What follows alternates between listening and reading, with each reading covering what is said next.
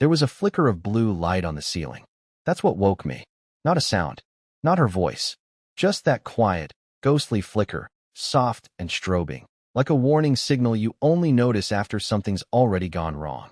I turned my head toward the nightstand. Her phone was vibrating, face down, camera still on. The screen glowed like it had just ended a call, or maybe it was still going. I didn't reach for it. I didn't have to. Mine buzzed at the same time. I squinted. A video notification. Missed. From her. Strange. She was only a few feet away, lying in the same bed, asleep, or pretending to be. I tapped into the call log.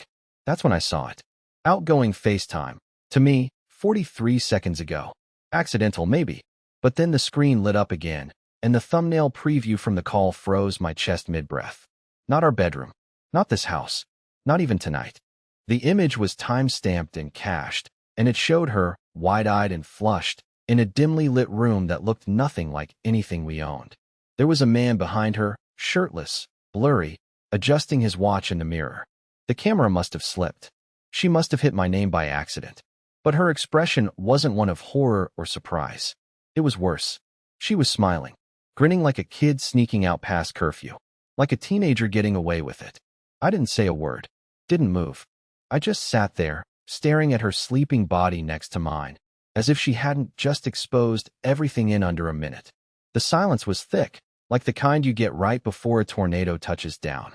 She shifted in her sleep, rolled to her side, still facing away. And I realized she had no idea. No idea the call had gone through. No idea I'd seen the room. The man. That look. No idea I was already mentally packing every bag I owned. But the twist? This wasn't the first time she'd been in that room. And it wasn't the first time I'd seen him, either. I didn't sleep that night. Not even a little. I lay there, stiff and silent, listening to her breathing slow into that soft rhythm I used to find comforting. But now it just sounded like a countdown to something I couldn't yet name. I didn't move. I didn't touch my phone again. I just stared at the ceiling and played the clip in my mind over and over. That call was only 43 seconds, but it felt like it had torn a hole straight through my chest. The next morning, she acted like everything was normal. Smiled at me in the mirror while brushing her teeth. Asked if I wanted coffee. I told her no. My voice cracked, but she didn't notice. Or she pretended not to. She hummed something. I think it was Fleetwood Mac, and wandered into the kitchen like she hadn't just dialed me mid-infidelity 6 hours earlier. I watched her from the hallway. How she moved. How calm she was. I'd seen that robe before. It was the same one from the thumbnail of the call. Pale blue with the torn left pocket she always said she'd fix. Except now I knew that robe had been in that hotel room. It still had the faint shimmer of a night she hadn't planned to admit existed. And then came the part that made my stomach turn. She leaned over the counter, texting rapidly, smiling at whatever was on her screen. She kept checking her reflection in the oven door, fluffing her hair, adjusting the tie on the robe. Still humming. Still glowing. That was when I remembered something odd from the video. The guy in the background, the blurry one. I couldn't see his face clearly, but I noticed the detail that stuck like a splinter in my brain. A silver cufflink. Just one. The other sleeve was rolled up. Silver, square-edged, with a blue stone in the center. Now, that wouldn't mean anything to most people. But to me, it hit like a freight train. Because 2 weeks ago, she invited me to her office holiday party. And there was a man there, some high-ranking executive, smooth, flashy, with one of those practiced fake laughs. His name was Carter. I remembered him because he complimented my tie in that condescending tone rich guys use when they want to mark their territory without sounding obvious. He'd been wearing silver cufflinks with a blue stone. The image came back to me like a slap. Carter, shaking my hand with his smug little smirk, saying to my wife, "I hope he knows how lucky he is." She laughed too hard at that joke. Now I was the joke. I felt dizzy. I waited until she went into the shower, then I grabbed her phone off the counter, hands shaking, and opened her camera roll. She had the passcode set to my birthday, as if that somehow made it romantic. Or maybe she just thought I'd never have the guts to check. And honestly, until that night, she was right. But I checked. There weren't many photos. She was careful. But in her recently deleted folder, yeah, that was the Real treasure chest. There it was, a mirror selfie of her in the same hotel bathroom. Same robe. Same necklace. Same smug smile. And behind her, reflected in the glass, was a man's arm with a silver cufflink. My vision blurred. I didn't cry. I didn't scream. I just froze. My legs moved before my mind did. I went back into the bedroom, pulled out the suitcase from under the bed, and started throwing clothes in. Not folded, not organized, just shoved. Like my whole life had been shoved sideways in a matter of hours. I wasn't just leaving. I was leaving before she realized I knew. Because I didn't want an apology. I didn't want her to spin it. I didn't want the fake tears or the classic, it didn't mean anything. I wanted her to come out of the shower, towel in her hair, looking for me, and find nothing. No husband. No suitcase. Just absence. But something stopped me before I zipped the bag. I looked at the dresser drawer.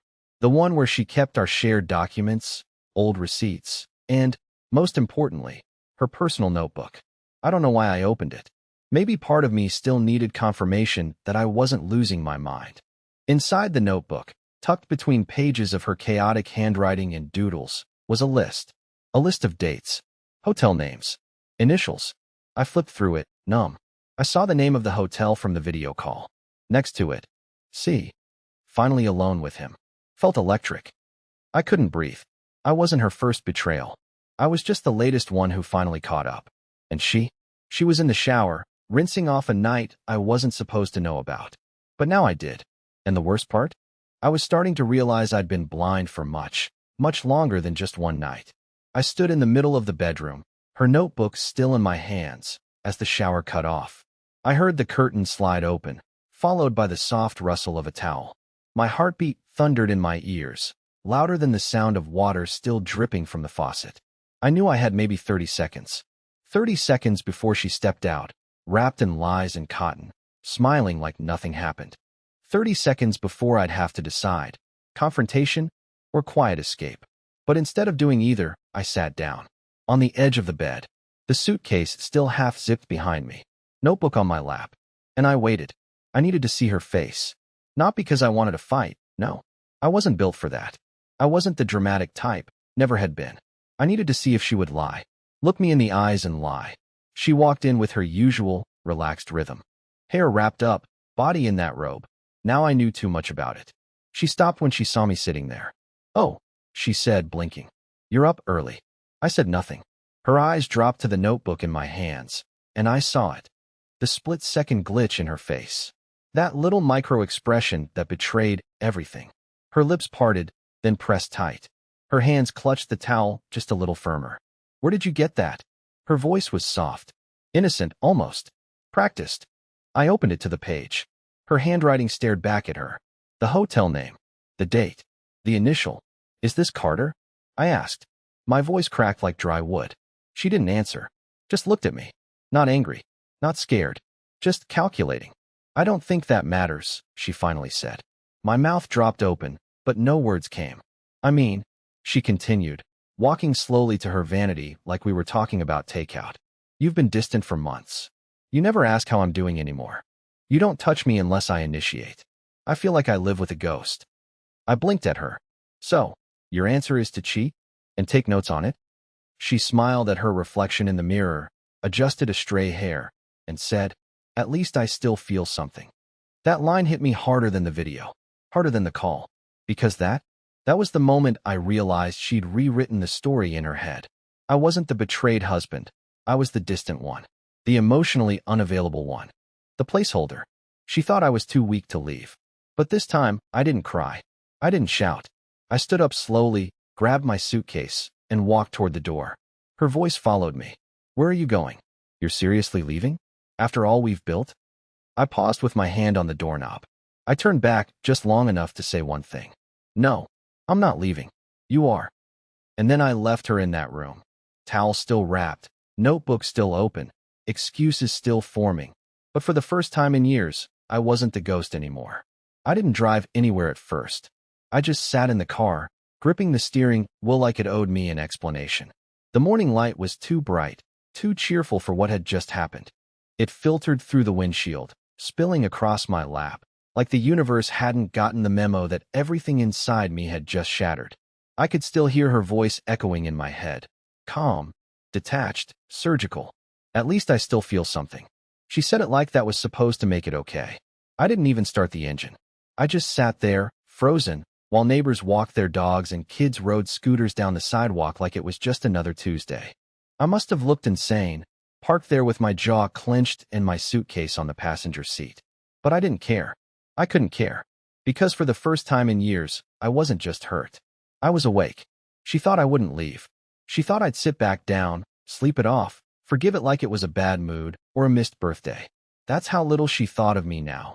As someone who would endure the humiliation quietly, because that's what I'd always done. I was the dependable one. The safe one. The fool. But she didn't realize I'd seen everything. Not just the call. Not just the notes. There was more. I hadn't told her that yet.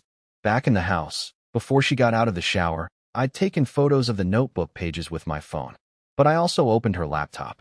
She always used the same password, the name of a dog we never ended up adopting. I found a hidden folder buried 3 levels deep. Inside, screenshots, conversations, booking confirmations, and a string of saved photos, her in different outfits, different rooms, but always the same expression. She wasn't just cheating. She was documenting it, like it was an achievement. And Carter? He wasn't the only one. I saw names I didn't recognize, initials that didn't match anyone from her work. Notes like, hotel bar was boring, but he surprised me upstairs, and didn't expect to like this one. But his stories were actually interesting. I thought it was just one affair. A mistake. A lonely moment of weakness. But no, it was a pattern. A second life. And I had been funding it. Driving her to airports. Covering shifts when she worked late. Sending flowers on the weekends she was with other men. I was the man behind the curtain of her double life, supporting a performance I was never invited to watch. I finally started the engine, but I didn't know where to go. My parents lived 3 states away. I didn't have close friends in town, not anymore. Most of the people I knew were our friends, and let's be honest, if it came down to choosing sides, I knew exactly who they'd follow. She had the charisma. I had the tendency to vanish into corners. I ended up at a rest stop 20 miles out of town, sitting at a weathered picnic bench, sipping coffee that tasted like burnt regret. And then, just as I opened my phone to scroll aimlessly, a message popped up on the screen. From her. Just 3 words. We need to talk. I stared at it, thumb hovering over the screen. Talk. Now she wanted to talk? Now that the curtain had fallen, now that I was no longer a passive audience member to her performance? I took a deep breath, let the silence fill my lungs, and typed back 5 words. Check your email. And wait. Because if she thought I was going to crawl back like I always had, she had no idea what was coming next. This time, I wasn't just walking away. I was taking something with me. I didn't hit send right away. I just stared at those 5 words. Check your email. And wait. And let the weight of them settle. Because this wasn't just a message.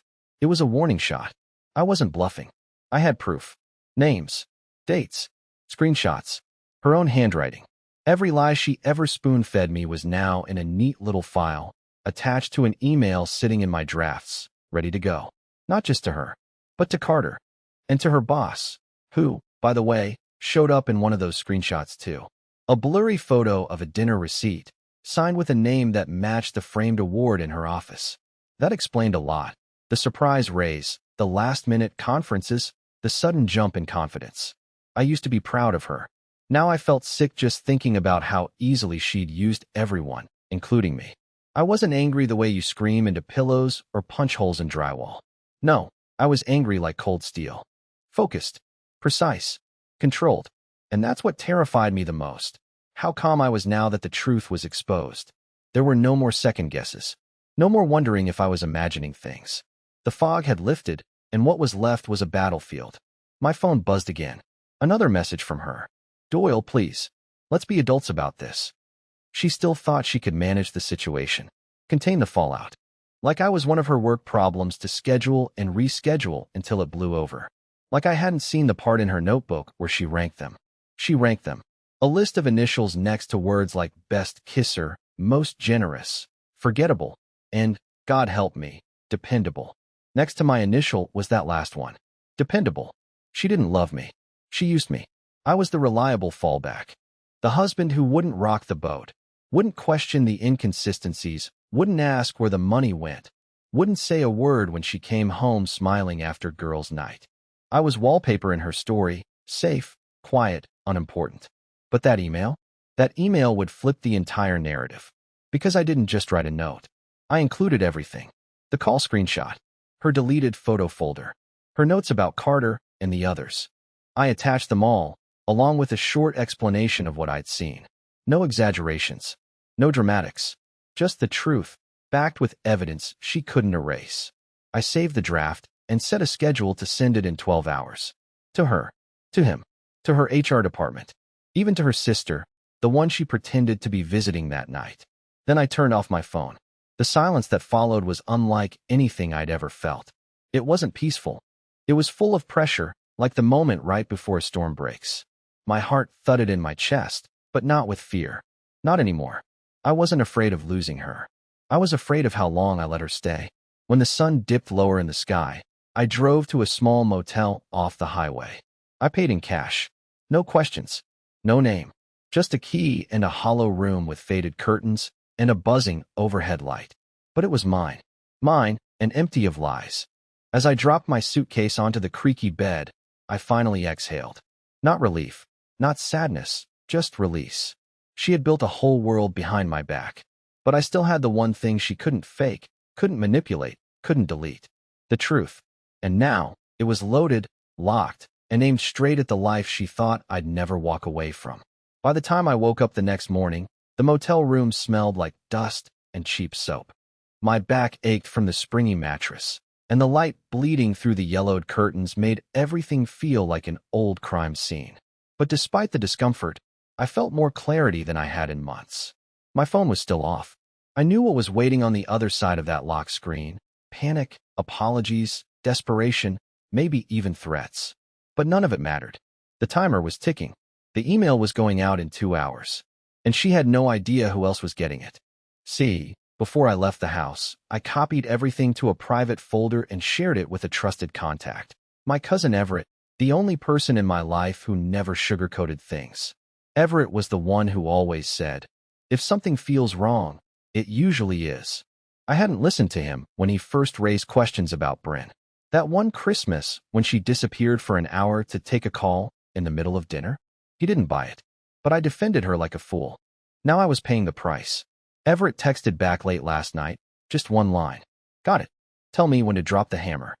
And that's what this had become now. Not a breakup. Not a divorce. A reckoning. I left the motel and drove into town. Not back to our house. Not yet. I wanted to see something first. A curiosity I couldn't shake. I parked across the street from Carter's law firm. 7 stories of glass and ambition. Men in fitted suits walking in and out with too much cologne and not enough conscience. I wasn't expecting anything cinematic. No confrontation, no fist fight. I just wanted to see him in daylight. The man I had been unknowingly compared to. The man whose name she whispered behind my back while sleeping beside me. I watched for 20 minutes, maybe more, and then I saw him. Tall, sharp, carrying a coffee cup like he owned the sidewalk. His phone was pressed to his ear, his smile wide. He was laughing. God, that laugh. It sounded exactly like it did in the background of the video call. I didn't know whether to hate him or pity him, because he was about to find out that the woman he thought he'd stolen wasn't faithful to anyone, not even her new favorite. I drove away before he saw me. Not because I was scared. I just didn't want to give him the satisfaction of knowing what was coming. He'd find out soon enough. I imagined the moment vividly, his inbox lighting up, his grin fading as he scrolled through proof after proof, the realization dawning that he wasn't the exception. He was just next. Back at the motel, I logged into the email account. The timer hit 0, and then I watched as each message went out, one after another. Subject line: "This is what she didn't tell you." No commentary. No accusations. Just facts. Attachments don't lie. I turned my phone back on 5 minutes later. 27 missed calls. 14 voicemails. And a new message from Bryn that started with, "What the hell did you just do?" I didn't reply. Not yet. Because the storm had only just started. And she was about to learn what it really feels like when the dependable one finally stops holding everything together. Her first voicemail started off calm. Almost sweet, in that cold, manipulative way she always used when trying to defuse something before it exploded. She said she understood why I was upset. That we just needed to sit down and talk face to face like grown-ups. She said there was context. Always context. It was complicated. That word was her favorite shield. Complicated. as if betrayal needed a vocabulary lesson to make it valid. The second voicemail cracked a little. She sounded rushed, breathless. She said I was ruining everything, that she hadn't expected me to do anything. And that sentence alone told me everything I needed to know. She hadn't feared consequences because, in her mind, I was still the quiet man in the corner, dependable Doyle, the placeholder husband, the footnote in her adventurous life. I was never meant to fight back. I was meant to take it, forgive it, swallow it whole, and thank her for not doing worse. But the third message? That one was different. That's when the panic hit. She screamed into the phone. You sent it to my boss? To Carter. Are you insane? Do you know what you've done? Oh, I knew. I knew exactly what I'd done. I'd taken her carefully curated house of lies and flipped the lights on. No more shadows to hide in. No more coy deflections or half-truths wrapped in charm. She was exposed. And now the people whose respect she used to weaponize were seeing the unfiltered version of her. The real one. The one I'd been sleeping beside while she collected trophies made of other men's attention. I got a call from Everett not long after. He was laughing. That dry, sarcastic laugh of his that always made me feel like maybe I wasn't crazy. He said Carter had tried to call him. Twice. Then someone from HR. Then her sister, who apparently hadn't taken kindly to the forwarded photos of Bryn visiting her. She's spiraling, Everett said. She's calling everyone. But nobody's jumping in to save her. I didn't respond right away. I was sitting on the floor of the motel room, back against the wall, staring at the same suitcase I'd packed in a daze just 2 days ago. It still sat untouched, half open. My whole life folded into it like a goodbye note I hadn't written yet. I was exhausted. Not from the drama. Not from the emails. From the years of quiet tolerance that had led here. And that's when it happened. A knock at my motel door. Not loud. Just 2 soft raps. I froze. No one knew I was here. No one but Everett. I stood slowly, walked to the peephole, and felt the breath leave my lungs. It was her. Hair pulled back. Eyes red. Hoodie over her pajamas like she'd thrown it on in a panic. She looked like a ghost of herself. Or maybe for the first time, I was just seeing what was always underneath. She knocked again. Softer this time. Doyle, she said, her voice shaking. Please, just let me talk. I didn't move. I didn't speak. I just stared through the tiny glass circle as she shifted on her feet, sniffling. I should have felt pity, or anger, or closure, but I felt nothing. Just a strange, detached calm. She pulled out her phone, probably to call me again, and as she did, I stepped back from the door. Quiet. Measured. Like I'd already decided something, and there was no going back. Because this wasn't about revenge anymore. It was about release. I sat back down, let her knock fade into silence, and opened my laptop. There was one more thing I had to do. I stared at the blinking cursor on the screen, a blank message open in front of me. For the first time in years, I had the chance to speak without being interrupted, dismissed, or emotionally outmaneuvered. Not to her. Not to Carter. Not to the fake friends who'd always smiled more at her than me. But to myself. A letter to the man I used to be. The one who stayed too long, bent too far, and believed too much. It wasn't about revenge anymore. The messages had been sent. The truth was out. She was unraveling in real time, and all I felt was lightness. Like the years of carrying her weight, her lies, her blame, had finally lifted off me. It didn't hurt the way I thought it would. It felt clean. Honest. She kept calling. I stopped counting how many times. She sent texts, long ones, short ones, photos of old memories, screenshots of remember when. Some were apologies. Others were rage. The last one said, I lost everything. Are you happy now? And I thought about that for a long time. Was I happy? I didn't feel triumphant. I wasn't dancing in victory or drinking to her downfall. But I was finally free. Free from her grip. From the endless second-guessing. From the cold nights of pretending I was okay while she pretended to be someone else entirely. And in that freedom, yeah, I found happiness. It didn't come all at once. Healing isn't instant, even when you cut away what's poisoning you. But it started with little things. Breathing without the weight in my chest. Waking up without checking for lies. Laughing, really laughing, at something stupid on TV without feeling like I was sneaking joy behind her back. I stayed at that motel 2 more days. Then I drove out of town, farther than I'd planned, and checked into a small cabin by the lake I used to visit as a kid. No phone service. No internet. Just whined through the trees and water hitting the shore like clockwork. I started writing again. Not just emails or statements, but stories. For me, stories where the quiet guy doesn't get walked over. Stories where he walks away, grows, lives. A few weeks later, Everett helped me move into a small apartment near his place. It's nothing fancy, second floor walk-up, leaky faucet in the kitchen, but it's mine. I got a used couch, some cheap shelves, and a plant I'm determined not to kill. There's a coffee shop down the block where the barista remembers my order. She smiles every time I come in. Her name's Lorna. She asks questions and actually waits for the answers. I haven't told her anything about Bryn. Not yet. Maybe I never will. Bryn tried to reach me one last time. A letter. Handwritten. 6 pages, front and back. Full of regret. Full of what we had, what we could fix, and what she never meant. I didn't read it all. Just the first few lines. Then I folded it neatly, slid it back into the envelope, and put it in a drawer I never opened. Because her story is over now. Mine's just starting.